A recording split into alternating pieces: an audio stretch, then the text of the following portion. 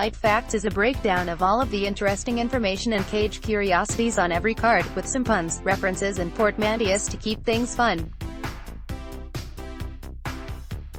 These deep stat dives delve into the numbers, providing historical context and telling the stories behind those numbers. Asterisk, asterisk, asterisk, total number of LFA fights, 609. Total number of LFA events, 71. The Legacy Fighting Alliance on Friday planted its flag in Wisconsin for the first time with a card that brought with it the second semifinal of the promotion's inaugural tournament. LFA 70 featured two of the fastest knockouts in the organization's history, a speedy triangle choke and an unusually unfortunate end to the main event. And they're off. Of the 68 opening fights at LFA events, 53 have ended before the final bell, excluding 3 disqualifications.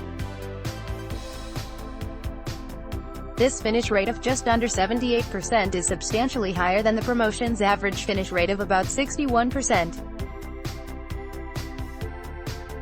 Dulcim vs.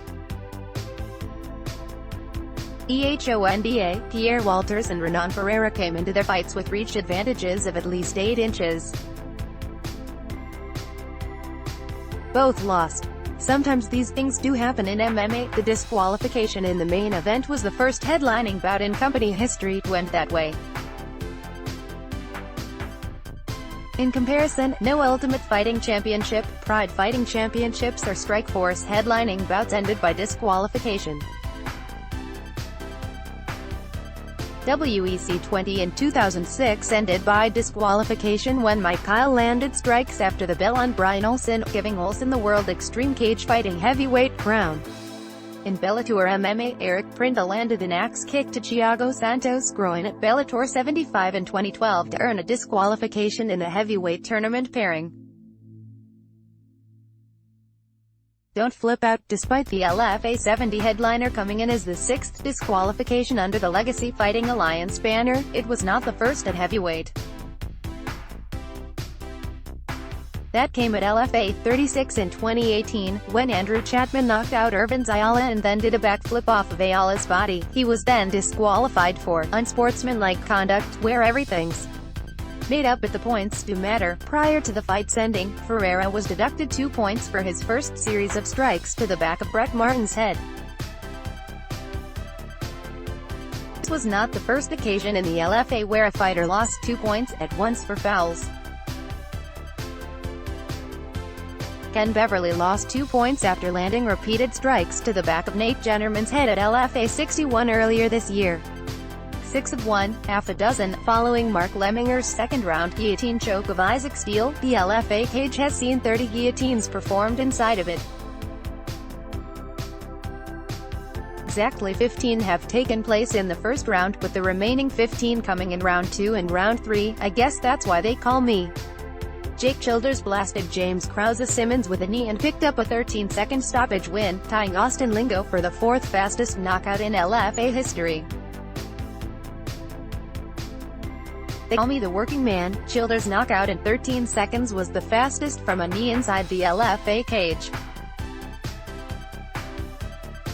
I guess that's what I am. The working man advanced his record to 7-0 with his quick knockout of Krause-Simmons, having finished his opponent in 5 of those 7 wins.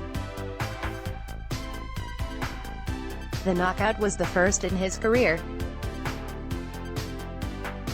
A match made in somewhere. Childers was originally slated to face Askar, and Krause-Simmons was to fight Taylor Moore at this event, with both bouts taking place at bantamweight. As both Askar and Moore fell out of their fights, the 2 remaining combatants were matched 1 division higher to keep the fight intact. Why is the obtuse triangle always upset? Because it's never right. By coaxing a tap-out from Gonzalo Ponce at 2:43 of the first round, Lloyd McKinney scored the fastest triangle choke submission victory in promotional history.